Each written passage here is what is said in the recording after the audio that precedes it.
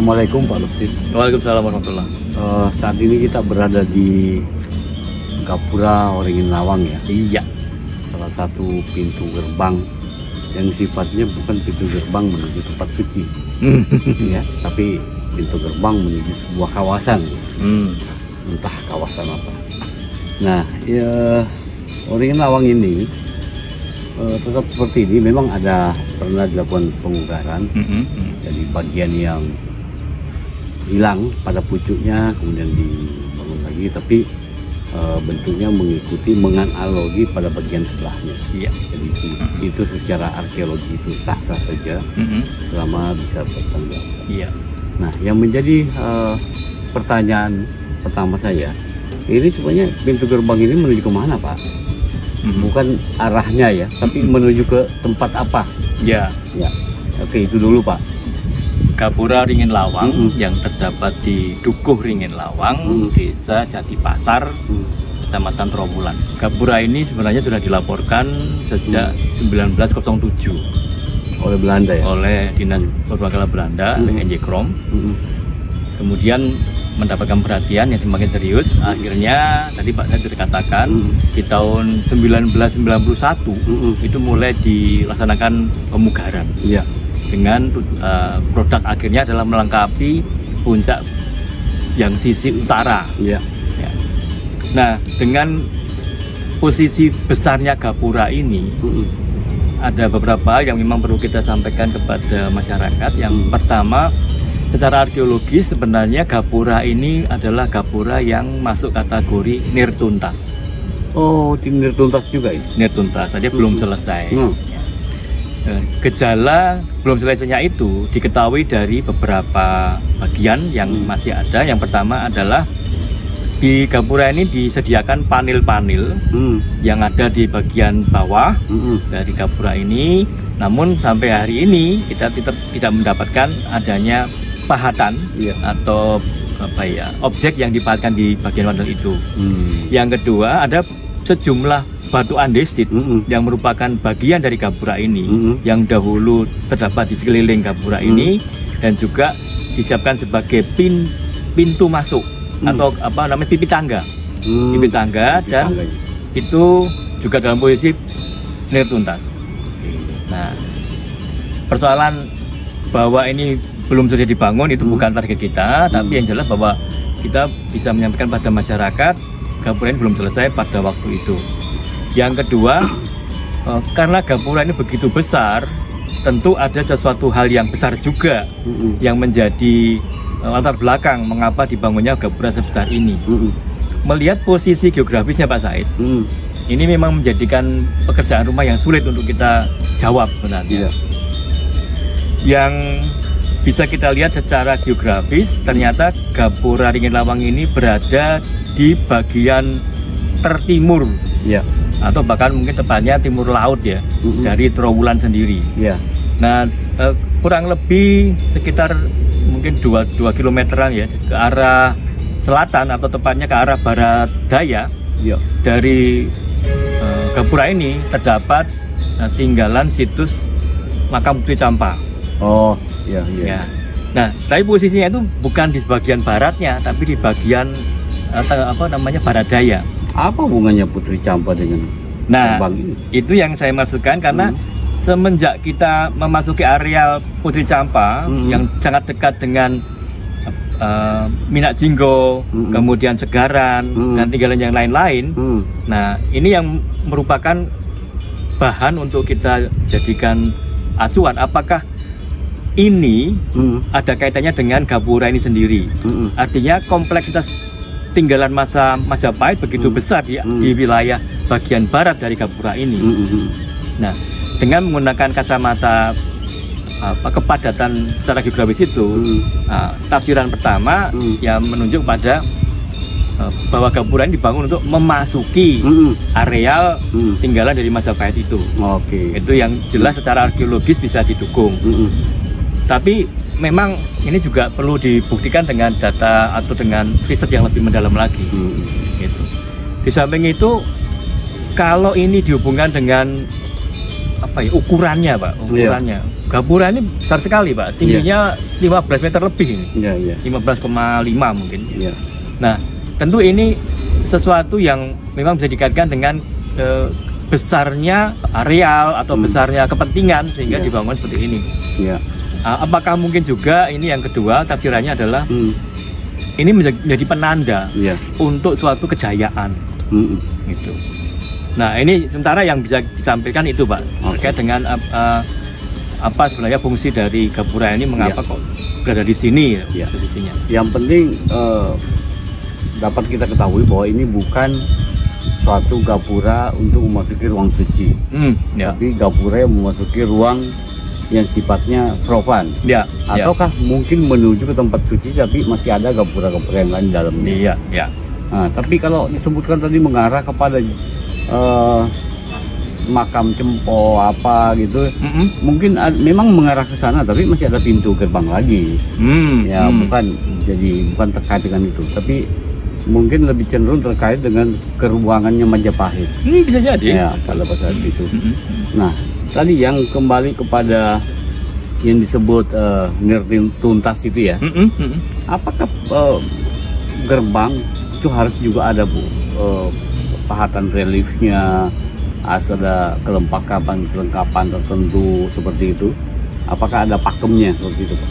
Ya, kalau bicara pakem, memang kita tidak bisa membuat pernyataan ada pakem ya, tetapi kita melihat padanannya, kesamaannya. Misalnya kita coba padankan dengan Gapura Bajang Ratu. Nah, Gapura Bajang Ratu itu juga merupakan Gapura, walaupun bentuknya dia padu raksa. Tapi juga kita melihat di sana ada bagian-bagian yang memang mendekati atau mirip dengan Ringin Lawang ini. Nah, termasuk adanya panel-panel yang di Bajang Ratu ada 3 panel yang sudah dipahatkan reliefnya. Sedangkan di sini memang jika Ringin Lawang ini panelnya masih kosong semua. Mungkin saja karena yang di Bajang Ratu itu memang untuk tempat suci, Pak. Berbeda dengan Ringin Lawang ini yang bukan menuju ke tempat suci, tapi menuju sebuah kota atau sebuah kampung atau kawasan. Jadi apakah memang perlu juga ada pahatan reliefnya atau gimana gitu? Ya, memang sejauh ini kalau relief yang bisa dipahatkan pada bangunan profan seperti Gapura itu bisa saja, maksudnya adalah untuk estetis ya, untuk mempercantik, memperindah supaya lebih menarik gitu ya. Walaupun bisa juga apa yang dipahatkan itu sesuatu yang sebenarnya sedang populer di masyarakat waktu itu. Artinya memang tidak senantiasa merupakan keharusan adanya ornamentasi. Apalagi kalau kita meninjau kembali, ada hasil pernyataan dari teman-teman peneliti arkeolog yang menyebutkan bahwa kota raja Majapahit ini di sudut-sudutnya itu ada yoni besar yang kita lihat ya. Nah, padahal kalau kita lihat posisi gerbang ini itu berada di dalamnya. Betul. Jadi mungkin Pak Lusi bisa sedikit menguraikan itu konteksnya antara hal itu dengan keberadaan daripada pintu gerbang ini. Ya, sebenarnya ini bukan bagian untuk mendiskusikan itu, tapi saya memberikan masukan saja bahwa pojok-pojok yang diduga sebagai areal ibu kota Praja Majapahit itu asumsi sebenarnya, bukanlah suatu kepastian. Belum ada penelitian khusus. Sebenarnya sudah ada banyak penelitian terkait dengan ibu kota Majapahit, namun ini semuanya masih menjadi bahan diskusi yang memang belum selesai. Termasuk dimulai dengan apa yang sudah dimulai oleh Wardenar. Wardenar sudah membuat semacam sketch terkait dengan sejumlah tinggalan arkeologi yang dia dapatkan di sekitar terowongan ini. Kemudian dihubungkan juga dengan urean yang terdapat pada KKW Nagara Kertagama. Itu pun sudah ditulis oleh banyak sarjana. Nah, oleh karena itu memang dalam rangka memahami posisi Ringin Lawang ini sebagai gapura yang menimbulkan tanda tanya besar. Nah, memang kita harus melihat secara lebih komprehensif lagi. Dari sisi keruangan dan juga dari sisi tinggalan arkeologi yang ada, agar kita tidak terjerumus pada tafsiran yang terburu-buru. Iya. Mungkin satu lagi, Pak. Kita kan sudah tahu bahwa ini adalah satu pintu gerbang ya, menuju ke sebuah kawasan ya. Berarti ada masuk, ada keluarnya, Pak. Betul. Nah, karena kita lihat bahwa di bagian baratnya ya, di bagian barat itu banyak tinggalan sisa Majapahit ya. Ya, jadi saya sebagai orang awam itu melihatnya, wah berarti pintu masuknya ke arah ke barat, Pak. Apakah bisa saya berkata seperti itu? Maksudnya orang datang dari timur menuju ke barat gitu, ya, Pak? Berarti kotanya ada di barat, di baratnya gerbang ini. Ya, itu salah satu kemungkinan yang memang terdukung dengan adanya data dalam skop kawasan Trowulan. Karena memang kompleksitas tinggalannya banyak di sana, Pak. Ya. Di samping itu ada satu catatan penting bahwa gapura Ringin Lawang ini adalah gapura bagi para pejalan kaki. Oh iya ya, karena nggak bisa dilewati. Nah, karena merupakan di bagian tengahnya itu ada undakan-undakan. Jadi tidak bisa dilalui oleh kereta atau kendaraan beroda. Oleh karena itu, ini juga perlu menjadi pertimbangan. Mobilisasi manusia yang di sini itu adalah orang-orang yang berjalan kaki. Jadi bukan orang yang menggunakan kendaraan. Bukan pejabat tuh. Nah, bisa jadi. Oh gitu. Ini sama dengan yang di Kuwiter, Pak, yang kita temukan.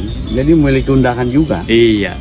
Satu lagi, Pak. Jadi di sekitar sini, sekitar Ringin Lawang ini juga pada saat dilakukan survei secara menyeluruh, juga ditemukan beberapa struktur dan beberapa sumur, bahkan banyak sumur-sumur yang ditemukan. Nah, mungkin bisa dikira-kira konteksnya apa dengan Ringin Lawang? Iya, Pak Said. Ya, ini memang perlu juga disampaikan karena kondisi sekarang sudah berbeda dengan ketika data arkeologi itu ditemukan.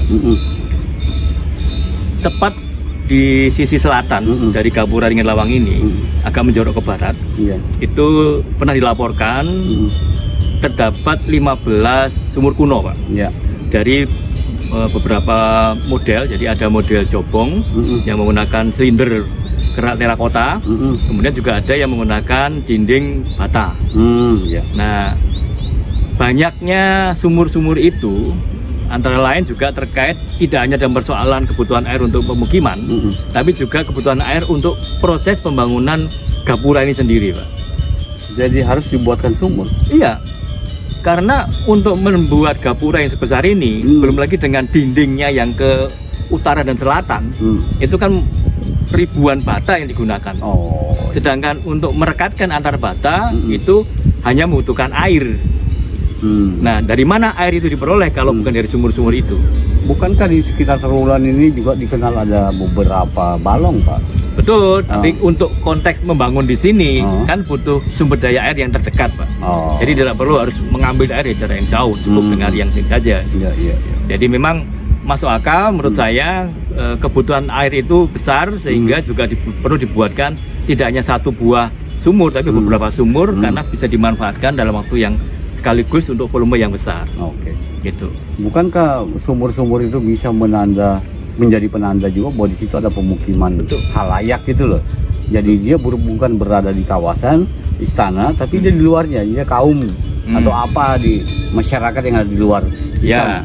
Betul, Pak Said. Jadi kalau sumur-sumur itu dikaitkan dengan masyarakat hunian ya, tentu butuh data tambahan lagi, termasuk misalnya keramik atau gerabah atau peralatan rumah tangga yang lain yang sejaman, dan memang itu mempunyai asosiasi atau hubungan langsung dengan sumur-sumur tadi, dan menunjukkan adanya bekas manusia yang bermukim di situ. Jadi ciri pemukiman. Iya, betul. Ada lagi, Pak Lutfi, yang mau dikaitkan dengan Ringin Lawang ini? Ya, satu lagi yang memang mungkin juga jarang dikemukakan dalam publikasi ya terkait dengan Ringin Lawang ini. Selama ini kita selalu beranggapan bahwa ketika ada gapura Candi Bentar, gapura yang seperti candi dipisahkan itu akan selalu berasosiasi dengan gapura-gapura yang lain, gapura yang katakan kalau menggunakan pola halaman 3 konsentris, ya kalau gapura Ringin Lawang ini gapura paling luar, maka tentu tidak jauh dari sini akan ada gapura yang di tengah, kemudian gapura yang terakhir yang ketiga. Tapi rupanya ini juga perlu kita perhatikan dengan baik, karena ternyata dalam cakupan radius kurang lebih 1 kilo bahkan dari gapura Ringin Lawang ini, kita belum mendapatkan data adanya sisa gapura-gapura yang tadi saya sampaikan tadi. Mungkin sudah dilahap sama lingga. Ya, andai kata itu sudah dilahap, ya kita kehilangan data. Tapi andai kata memang itu berlaku penataan ruang dengan menggunakan pola konsentris 3 gapura, nah tentu akan berlaku fungsi yang sama dengan yang lain-lain. Ya. Tapi ketika gapura Ringin Lawang ini hanya berdiri sendiri tanpa ada gapura-gapura yang lain, nah tentu kita harus membuka wawasan bahwa sangat mungkin memang gapura Candi Bentar ini bisa berdiri sendiri. Iya. Ya. Oke. Itulah bincang-bincang kami dengan Pak Lutfi tentang Ringin Lawang ini.